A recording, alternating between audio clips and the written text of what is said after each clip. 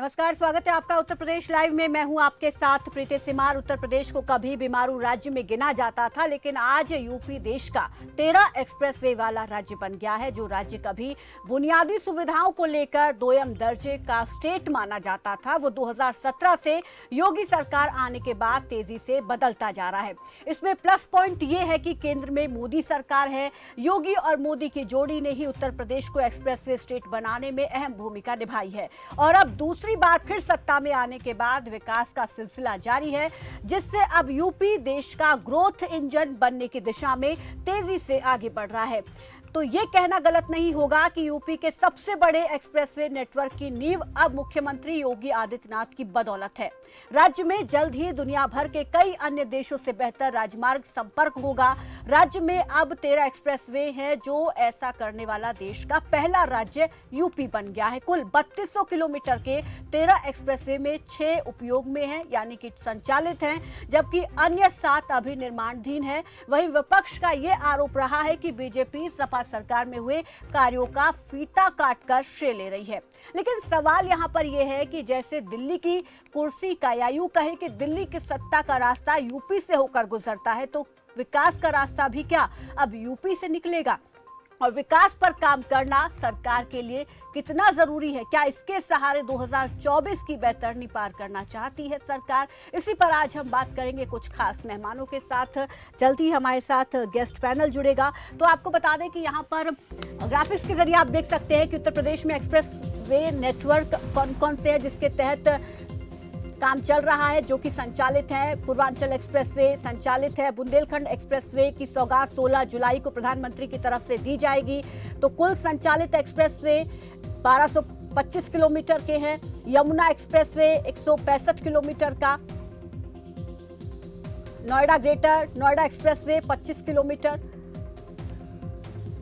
Agra Lucknow expressway 302 kilometre लंबा है। Delhi Meerut expressway 96 kilometre लंबा एक्सप्रेसवे है, जिससे समय की तो बचत हो ही रही है, विकास भी इससे दोगुना हो रहा है। क्योंकि जिस तरीके से इन एक्सप्रेसवे के किनारों पर कॉरिडोर बन रहे हैं, औद्योगिक इंडस्ट्रीज यहां पर जो है वो बनाई जा रही हैं, डिफेंस कॉरिडोर बन रहे हैं, तो उससे कहीं ना कहीं विकास को रफ्तार मिल रही है। और विकास पर काम करना अब सरकार के लिए कितना जरूरी हो गया है, क्योंकि विकास की जो बात सरकार करती है, तो जब चुनाव आता है तो जनता के बीच जब नेता पहुंचते हैं, मंत्री पहुंचते हैं, तो जनता उनसे जब पूछती है कि आखिर क्या विकास किया, तो उस दौरान ये चीजें बहुत महत्वपूर्ण हो जाती हैं जनता को बताने के लिए। तो अब उस पर काम करना कितना जरूरी हो जाता है। और एक बड़ी उपलब्धि से हम यूपी के लिए अभी कह सकते हैं कि 13 एक्सप्रेसवे वाला प्रदेश उत्तर प्रदेश बन गया है। फिलहाल हमारे साथ सपा प्रवक्ता समीर सिंह जुड़ गए हैं। जल्द ही बीजेपी प्रवक्ता चंद्रमोहन चौबे हमारे साथ जुड़ेंगे और वरिष्ठ पत्रकार नावेद शिको हमारे साथ जुड़ेंगे। लेकिन फिलहाल सपा प्रवक्ता का रुख कर लेते हैं। समीर जी नमस्कार, स्वागत है आपका खबर फास्ट पर। समीर जी, मेरी आवाज आपको मिल पा रही है? जी, आपकी आवाज आ रही है। जी बिल्कुल। यहाँ पर जिस तरीके से उत्तर प्रदेश 13 एक्सप्रेसवे वाला राज्य बन गया है देश का, एक बड़ी उपलब्धि उत्तर प्रदेश के लिए, तो इसको आप किस तरीके से देखते हैं, इस पर क्या कहेंगे? देखिए, सबसे पहले तो उत्तर प्रदेश में अब 13 एक्सप्रेसवे जो क्लेम किए जा रहे हैं, तो ये प्रदेश के लिए एक बहुत ही अच्छी न्यूज है। और किसी भी इस बात से कोई नकार नहीं सकता इस बात को कि किसी भी प्रदेश या किसी भी देश की विकास उसकी रोडों से होती है, किस तरह से उसमें किसका रोडों का जाल कितना है, क्या कनेक्टिविटी है, और भी अन्य चीजें हैं जैसे कि रेल नेटवर्क वगैरह भी हो गया। बट लेकिन आज हम एक्सप्रेसवेज की बात कर रहे हैं, तो रोड एक कनेक्टिविटी के बहुत इंपॉर्टेंट एक जरिया बन गया है, जिसके चलते प्रदेश की या देश की विकास में सहायता होती है। ये बात हो गई कि रोड कितनी इंपॉर्टेंट है ट्रांसपोर्टेशन के लिए, ताकि कोई भी कनेक्ट, जैसे लखनऊ से बाकी सारे जिले कनेक्टेड रहे, या दिल्ली से जो कि आपकी देश की राजधानी है उससे सभी जिले कनेक्टेड रहे। तो कहा जाता है कि जब राजधानियों से बाकी के जिले कनेक्टेड रहते हैं तो उनमें विकास होता है। ये हो गई ट्रांसपोर्टेशन की बात। अब रही बात की जो भी एक्सप्रेसवे, देखिए एक्सप्रेसवे की इंपॉर्टेंस समाजवादियों से ज्यादा कोई नहीं जानता। ये कितना इंपॉर्टेंट है एक्सप्रेसवेज का प्रदेश में, ये समाजवादियों ने करके दिखाया है। और उसकी जो नीतियां थी उसके चलते हमने देखा कि कैसे एक आगरा और लखनऊ एक्सप्रेस वे जो बना उसका स्टैंडर्ड कितना अच्छा था, किस तरीके से उसको बनाया गया और उसका एक विजन क्या था उसको बनाने के साथ। तो एक्सप्रेसवेज जितने भी हमारे देश में हो, हमारे प्रदेश में हो, उतनी अच्छी बात है। लेकिन जिस तरीके से इसको मोड़ा जा रहा है कि योगी आदित्यनाथ जी की सरकार की जो देने हैं और 13 एक्सप्रेसवेज की बात हो रही है, हम बिल्कुल अच्छी बात, हम चाहते हैं कि प्रदेश में 13 एक्सप्रेसवेज, लेकिन उसको सिर्फ एक चुनावी मुद्दा बना के कि हम विकास कर रहे हैं तो हमने 13 एक्सप्रेसवे दे दिए, ये कहीं ना कहीं एक लग रहा है कि कोई एक होड़ है कि हमें एक्सप्रेसवे बनाना है विकास दिखाने के लिए कि और कुछ तो हो नहीं पा रहा है तो एक्सप्रेसवे दिखाइए। लेकिन वो एक्सप्रेसवे भी, अगर आपने जैसे अभी बताया भी और जैसे सबको पता है कि 6 संचालित एक्सप्रेसवे, ये एक्सप्रेसवेज की अगर आप बात करें तो समझ में आता है क्योंकि इसको जनता के बीच है, जनता के सामने, जनता यूज कर पाए। लेकिन बाकी के साथ एक्सप्रेसवेज जब तक, मुझे नहीं लगता कि जब तक इसमें से कुछ एक्सप्रेसवेज या कुछ लिंक रोड ऐसी हैं जिसमें अभी भूमि अधिग्रहण स्टार्ट नहीं हुआ है, तो सिर्फ अनाउंसमेंट कर देने को इसमें काउंट कर लेना मुझे लगता है कि बहुत जल्दबाजी है। लेकिन और 4 पर तो इसके काम पीछे हो चुका जल्दबाजी है, के 4 पीछे पर तो किस काम हो चुका है, जल्द ही बुंदेलखंड एक्सप्रेसवे की भी शुरुआत समीर जी हो जाएगी। तो आपके जी कार्यकाल के मुकाबले तो इस कार्यकाल में, इस सरकार के कार्यकाल में ज्यादा जी एक्सप्रेसवे काम उन पर काम हुआ है। सबसे पहले तो मैं आपको करेक्ट कर दूं कि हमारा कार्यकाल जो था 5 साल का था, वो कार्यकाल भारतीय जनता पार्टी का ऑलरेडी खत्म हो चुका। भारतीय जनता पार्टी अपने दूसरे कार्यकाल में है, तो अब उसको हमारे से कंपैरिजन करना, क्योंकि अगर देखा जाए तो वो सिर्फ एक पूर्वांचल एक्सप्रेस वे अपने कार्यकाल में कंप्लीट कर पाए। और जैसा मैंने अभी बताया कि कई सारे ऐसे प्रोजेक्ट है जिनकी भूमि अधिग्रहण स्टार्ट नहीं हुई है, लेकिन समाजवादी पार्टी की सरकार जब थी तो उसमें पूर्वांचल एक्सप्रेस वे का भूमि अधिग्रहण स्टार्ट हो चुका था, उसका पूरा लेआउट हो चुका था, सारे मानकों की बात, सारे कॉन्ट्रैक्टिंग हो चुकी थी। तो इस जिसके चलते हम वो कहते हैं कि एक जो विजन था पूर्वांचल एक्सप्रेसवे का वो समाजवादियों का था और काम हम काफी हद तक उस पर करके गए। तो अगर इस हिसाब से देखिए तो एक पूरा एक्सप्रेसवे तो भारतीय जनता पार्टी ने अपने कार्यकाल में पिछले 5 साल में बनाया नहीं। अब तो बुंदेलखंड पूर्वांचल एक्सप्रेसवे एक्सप्रेसवे का स्टार्ट होने श्रेय, जा इसका रहा है। मतलब समीर जी, तो पूर्वांचल एक्सप्रेसवे का श्रेय क्या आपको मिलना चाहिए? जी बिल्कुल, देखिए सबसे पहले कोई भी एक्सप्रेसवे हो या कोई भी विकास की नीति, सबसे पहले होता है कि विजन किसका, उस क्षेत्र में काम करना स्टार्ट किसने किया, उसको एक्सेलरेट किसने किया। तो अगर उस हिसाब से देखा जाए तो पूर्वांचल एक्सप्रेसवे समाजवादियों की सोच का नतीजा था कि पूर्वांचल को लखनऊ से और आगे दिल्ली से कैसे जोड़ा जाए। उसके चलते उसमें काम स्टार्ट हुआ था, सरकार हमारी नहीं आई, भारतीय जनता पार्टी की सरकार आ गई, तो फिर उनका काम आगे उन्होंने कंप्लीट किया। तो वो काम उन्होंने जरूर कंप्लीट किया, लेकिन उसको अगर ये कहें कि वो उनका एक्सप्रेसवे है, और अगर आप देखेंगे सबसे दुर्भाग्यपूर्ण जो है वो आपके सामने है कि जिस तरीके से जो मानक होते हैं, जैसे कि पूर्वांचल एक्सप्रेसवे में जो मानकों के साथ खिलवाड़ हुआ, छेड़छाड़ किया गया, उसपे जो डिवाइडर है वो उसका एरिया कम कर दिया गया, जिससे जो उसपे यातायात है वो उसका रिस्क फैक्टर बढ़ता है। तो एक ये चीज हो गई। बाकी जो राइड क्वालिटी है, जो स्टैंडर्ड है उसका एक्सप्रेसवे का, पूर्वांचल एक्सप्रेसवे का, अगर कोई भी आदमी अगर जो लखनऊ एक्सप्रेसवे पे चलने के बाद पूर्वांचल पे चलेगा तो उसको समझ में आ जाएगा। और यहाँ पे आज कहीं ना कहीं मैं ये नहीं चाहता कि मैं भारतीय जनता पार्टी से तू मैं कहूं या आरोप प्रत्यारोपों की बातें करूं। मेरा खाली एक सुझाव है कि एक्सप्रेसवे बनाएं और बहुत अच्छी बातें बनाएं, क्योंकि अल्टीमेटली सरकार कोई भी बनाए, प्रदेश का विकास होना चाहिए, लेकिन किसी होड़ के चलते या कोई एक चुनावी मुद्दे के तहत ना बनाए, उसको सिर्फ जनता के विकास के लिए बनाए, उसके मानकों से छेड़छाड़ ना की जाए, उसकी सुरक्षा के साथ कोई खिलवाड़ ना हो, और जितना अच्छा हो सके उतनी अच्छी क्वालिटी के एक्सप्रेसवे बनाए जाए। और उसके साथ साथ जो जहां जहां जिन जिन जिलों को कनेक्ट हो रहा है उन जिलों में एक्सप्रेसवे के अराउंड, एक्सप्रेसवे के अलोंग जितनी भी सुविधाएं दी जा सकती हैं, चाहे वो मंडियों की सुविधाएं हो, चाहे वो ठीक है, तो उस पर तो काम हो रहा है। ठीक है, चंद्रमोहन जी के पास चलते, ठीक है समीर, जो उसका पर्पस है वो भी सर। ठीक है, चंद्रमोहन जी के पास चलते, हमारे साथ जुड़ गए बीजेपी प्रवक्ता चंद्रमोहन जी। नमस्कार, स्वागत है आपका खबर फास्ट पर। चंद्रमोहन जी, मेरी आवाज आपको मिल पा रही है? चंद्रमोहन जी, आप मुझे सुन पा रहे हैं?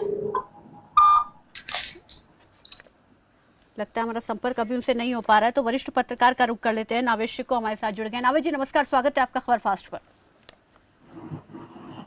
जी, सबसे पहले तो मैं यही आपसे जानना चाहूंगी कि जिस तरीके से उत्तर प्रदेश 13 एक्सप्रेसवे वाला प्रदेश बन गया है देश का, तो एक बड़ी उपलब्धि उत्तर प्रदेश के लिए, किस तरीके से इसको देखते हैं, और साथ ही साथ यहाँ पर कितना जरूरी हो जाता है सरकार के लिए विकास पर काम करना?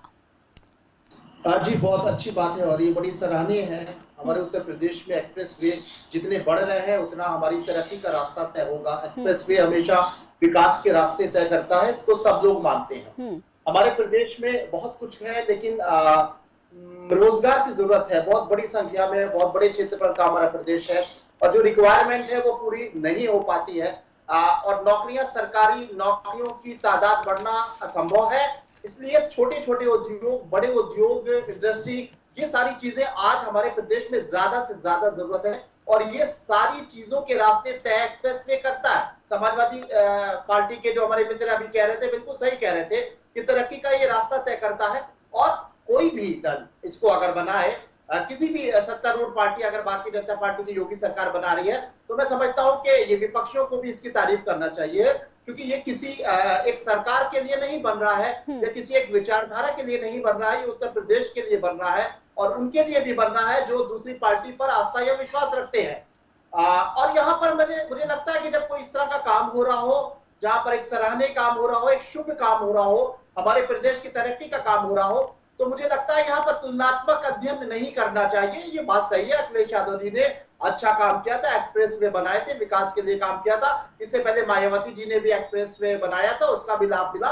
और योगी सरकार का दूसरा कार्यकाल जो है वो भी विकास के पथ पे अगर काम कर रहा है, तो हम सब उसकी सराहना करते हैं और हम चाहते हैं कि लगातार इस तरह निरंतर काम होता रहे, ताकि हमारा प्रदेश आगे बढ़े, हमारा देश आगे बढ़े, हमारे प्रदेश के बेरोजगारों को रोजगार मिले, उद्योग धंधे आगे बढ़े, इंडस्ट्रियल जो इंडस्ट्री यहाँ ज्यादा से ज्यादा लगेगी, उतना हमारा प्रदेश में लोगों को रोजगार मिलेगा, उतना हम विकास की तरफ रास्ता तय करेंगे। तो इसमें कोई शक नहीं है कि डबल इंजन की सरकार है और उत्तर प्रदेश की जनता ने दूसरी बार मौका योगी आदित्यनाथ जी को दिया है और जब दूसरी बार दिया जाता है तो काम करने का तरीका और भी आसान हो जाता है और भी सुलभ हो जाता है। तो योगी सरकार जब दूसरे कार्यकाल में आई, उसके बाद लगातार वो सरकार काम कर रही है, एक अच्छे शुभ संकेत है। बिल्कुल, दोबारा मौका मिलता है तो कहीं ना कहीं जिम्मेदारियां भी ज्यादा यहाँ पर बढ़ जाती है। लेकिन जिस तरीके से आपने कहा कि रोजगार भी यहाँ पर बहुत जरूरी है, तो उसके तहत यहाँ पर औद्योगिक गलियारों का जो विकास हो रहा है इन एक्सप्रेसवे के किनारों पर, तो क्या उससे इसमें मदद मिल पाएगी? बिल्कुल, क्यों नहीं मिल पाएगी, क्योंकि जब रास्ते तय होने, जब हमारा सफर आसान हो जाता है, तो हमारी जो भी यहाँ पर उत्तर प्रदेश में उद्योग धंधों को आगे बढ़ाना चाहते हैं, वो हमेशा रूट देखते हैं, रास्ता देखते हैं कि कितने कम समय में बहुत असर पड़ता है।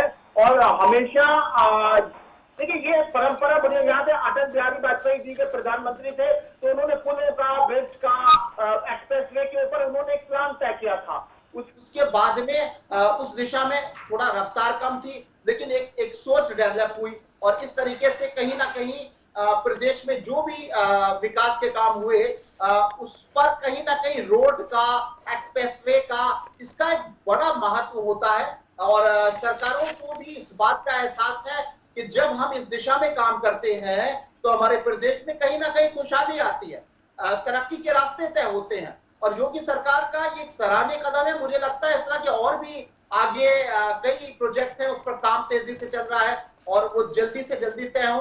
लोकसभा चुनाव भी 2 साल के बाद है। मुझे लगता है कि अच्छे काम करने के लिए अगर हमारा पॉलिटिकल स्वार्थ भी है तो वो भी अच्छा है, उसका भी स्वागत करना चाहिए। अगर उनको लगता है कि हमें जीत के लिए उत्तर प्रदेश को विकास ठीक है, तो क्या 2024 के लोकसभा चुनाव के लिए इस पर काम करना सरकार के लिए जरूरी भी हो जाता है? इस पर मैं आपके पास आऊंगी, लेकिन हमारे साथ एक बार फिर से यहाँ पर बीजेपी प्रवक्ता चंद्रमोहन चौबे जुड़ गए, उनका रुख कर लेते हैं। चंद्रमोहन जी नमस्कार, स्वागत है आपका। मेरी आवाज सुन पा रहे हैं आप? जी बिल्कुल, आवाज आपकी आ रही। जी बिल्कुल, यहाँ पर एक बड़ी उपलब्धि कहे उत्तर प्रदेश के लिए कि 13 एक्सप्रेसवे वाला प्रदेश देश का बन गया है उत्तर प्रदेश। लेकिन यहाँ पर जिस तरीके से सपा प्रवक्ता हमारे साथ जुड़े हुए थे, उनकी तरफ से एक सुझाव भी था कि मानक जो होने चाहिए उनको पूरा किया जाना चाहिए और कहीं ना कहीं वो ये भी कह रहे हैं कि विकास दिखाने के लिए होड़ के तौर पर नहीं किया जाना चाहिए। नहीं, देखिए, हमारे सपा के भाई जो है वो मानक की अगर बात करते हैं तो उस पर हंसी आती है कि मानक की धज्जियां जो लोग उड़ाते हैं जो लोग मानक को कुछ मानते ही नहीं है, काम होता नहीं था, पेमेंट सब ठेकेदार करा लेते थे, कोई नियम नहीं होता था, कोई कायदा नहीं होता था, और वो लोग जो है मानक की आज बात कर रहे हैं तो ये हंसी की बात है। खैर छोड़िए, उनसे हमें क्या मतलब है, वो कुछ नहीं, भी वो कहे, पूर्वांचल कुछ को भी लेकर, सोचे, क्योंकि पूर्वांचल लेकिन उनका हमारी ड्रीम प्रोजेक्ट था जिस पर आपने काम किया, और जो उस वक्त मानक तय किए गए थे उन पर उस तरीके से वो काम नहीं किया, उसमें चेंजेस किए गए थे। नहीं नहीं, वो कुछ भी आरोप लगा सकते हैं। उनके समय में तो कितना अधिक उस पर बजट लगाया गया था, और भ्रष्टाचार के उसमें जो है कि ताकि लोगों को लाभ पहुंचाया जा सके, इसके लिए था। वो बात छोड़िए, हमारी सरकार जो है माननीय योगी आदित्यनाथ की सरकार जब 2017 में उनके नेतृत्व में बनी, तब से लगातार उत्तर प्रदेश के, चाहे स्वास्थ्य हो, चाहे शिक्षा हो, चाहे बिजली हो, चाहे सड़क हो, किस प्रकार से जो जनता ने विश्वास जताया था 2017 में, उस विश्वास को किस प्रकार से कायम रखा जाए और किस प्रकार से अच्छा काम किया जाए, जिससे कि हमारी प्रदेश की जनता को ये लगे कि नहीं, हमने सही सरकार चुना है। और उसी क्रम में चाहे हमारे उत्तर प्रदेश में 59 मेडिकल कॉलेज हो, अथवा आप एक्सप्रेसवे का जाल देखिए, कई देशों में तो इतने एक्सप्रेसवे भी नहीं है। हम तो उत्तर भारतवर्ष में जो है उत्तर प्रदेश आज सबसे नंबर 1 है एक्सप्रेसवे के मामले पे। और देखिए लगातार ये भी नहीं, एक भ्रष्टाचार का आरोप नहीं। अभी आप देख लीजिए 292 किलोमीटर बुंदेलखंड एक्सप्रेसवे बना है, जिसका 16 तारीख को जो है उद्घाटन। तो इन 13 एक्सप्रेसवे में जो पिछली सरकारों ने बनाए हैं वो भी शामिल हैं, तो ये आप मानते हैं कि पिछली सरकारों की भी इसमें भूमिका रही है, केवल बीजेपी की नहीं रही? पहले उनकी सरनी देखिए, हमने ये नहीं कहा, लेकिन देखिए उनके काम करने के तरीके में और भारतीय जनता पार्टी के काम करने के तरीके में अलग है।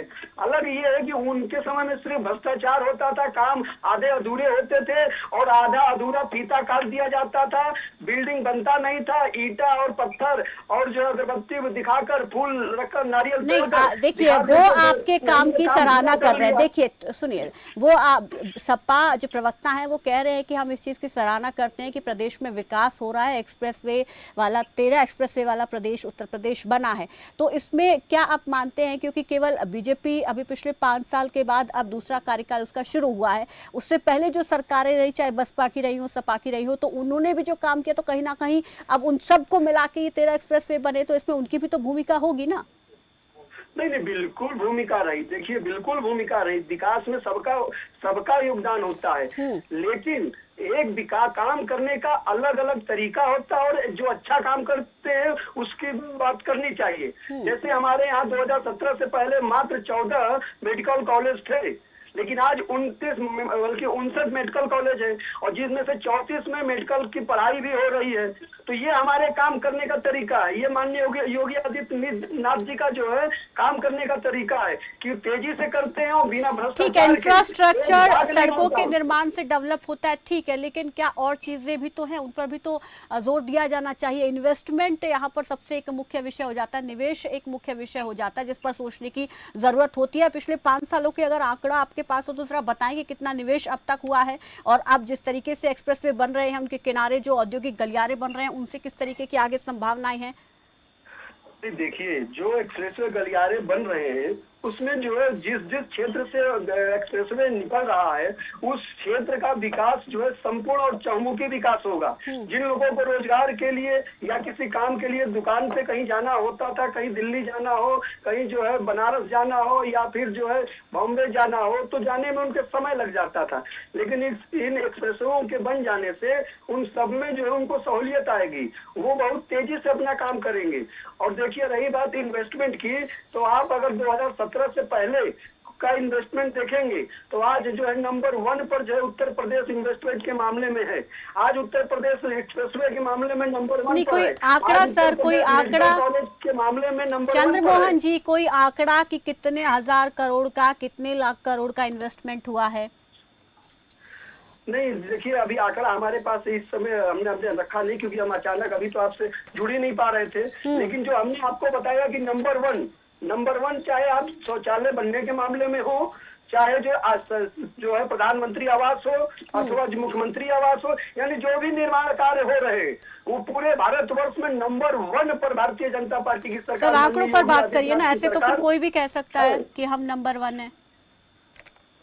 जी जी बिल्कुल, कोई नहीं कह सकता। अब अभी आप जब देखेंगे, अभी जो आंकड़ा आया था अभी जो केंद्र सरकार के द्वारा जारी किया जाता है उसमें जो है उत्तर प्रदेश निवेश के मामले में नंबर 1 पर है। आज एक्सपोर्ट करने के मामले में बाहर जो है जो यहाँ से निर्यात किया जाता है उसके मामले में भी उत्तर प्रदेश जो है नंबर 1 पर है। ठीक है, ठीक है शिको साहब, यहाँ पर जिस तरीके से बिना आंकड़ों के बात कर रहे हैं, लेकिन क्या आप देखते हैं कि केवल इंफ्रास्ट्रक्चर डेवलपमेंट ही काफी है? क्योंकि निवेश लाना भी एक बहुत जरूरी यहाँ पर हो जाता है प्रदेश सरकार के लिए, क्योंकि गवर्नमेंट जॉब्स है नहीं, प्राइवेट को ही आपको प्रोत्साहन देना होगा ताकि लोगों को ज्यादा से ज्यादा रोजगार दिया जा सके, तो इसके लिए निवेश एक बहुत जरूरी हो जाता है। नहीं मैम, बिल्कुल आपने सही कहा। देखिए, निवेश तभी आता है जब एक वातावरण उस तरह का माहौल बनता है। माहौल बनाने में चाहे सड़क हो, चाहे स्वास्थ्य हो, चाहे नाविद जी, मेरा सवाल ये आपसे है। ठीक है, चलो यहाँ तक प्रशासन हो। ठीक है, हाँ बिल्कुल सही आपने कहा। इस बात में कोई शक नहीं है कि जब वातावरण इस तरह का हो जाता है तो कहीं ना कहीं निवेश आने की संभावनाएं बढ़ती हैं, और ये बात सही है। मुझे लगता है कि अभी इस वक्त तो सपा और भाजपा के साथी बात कर रहे हैं, उनकी बातों में बड़ी मिठास आज होना चाहिए। आज एक शुभ काम हुआ है, प्रदेश के लिए हुआ है, तो कोई जरूरी नहीं है कि पैनल में जब दो दलों के लोग बैठे तो तकरार ही हो, एक दूसरे को शुभकामना भी दे सकते हैं। उन्होंने इस चीज को अप्रिशिएट किया है और इसलिए मैंने उनसे पूछा कि पिछली सरकारों के काम की भी इसमें भूमिका रही, तो वो चीज एक्सेप्ट भी कर रहे हैं। ठीक, ये बात बहुत अच्छी लगी कि हमारे समाजवादी पार्टी के साथी ने कहा कि ये अच्छी बात है, हमें बड़ी खुशी है, और भाजपा के साथी ने भी ये बहुत अच्छी बात लगी कि उन्होंने कहा कि जो पिछली सरकारों ने कहा है वो भी एक विकास की श्रृंखला को हम आगे बढ़ा रहे हैं। बहुत सकारात्मक बात है। जरूरी नहीं है कि तकरार हो, ठीक है, अपना तकरार अपने आप में एक अलग इशू है, लेकिन आज एक अच्छी चीज है। और योगी सरकार के अभी मैं समझता हूँ कि 100 दिन कंप्लीट हुए, करीब 3 महीने के ऊपर का समय हुआ है, और एक अच्छे काम होना शुरू हो गए हैं।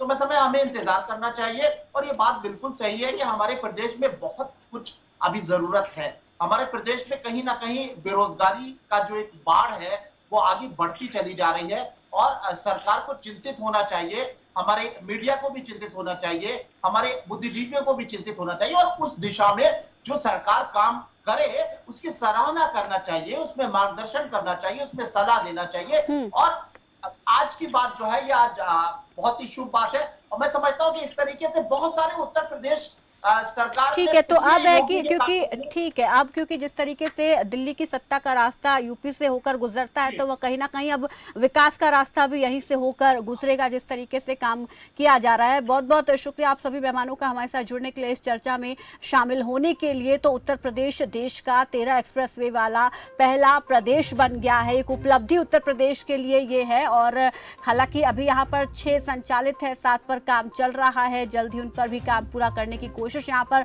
सरकार की दिख रही है, और इसमें पिछली सरकारों की भी कहीं ना कहीं भूमिका रही है, और आगे जो अभी फिलहाल जो सत्ता में सरकार है वो उस चीज को आगे बढ़ा रही है, तो विकास पर लगातार यहाँ पर काम कर रही है। अब इसका 2024 में कितना फायदा मिलेगा और 2024 के लिहाज से कितना जरूरी है, ये बहुत महत्वपूर्ण यहाँ पर हो जाता है। तो फिलहाल उत्तर प्रदेश लाइव में मेरे साथ बस इतना ही, दीजिए इजाजत, नमस्कार।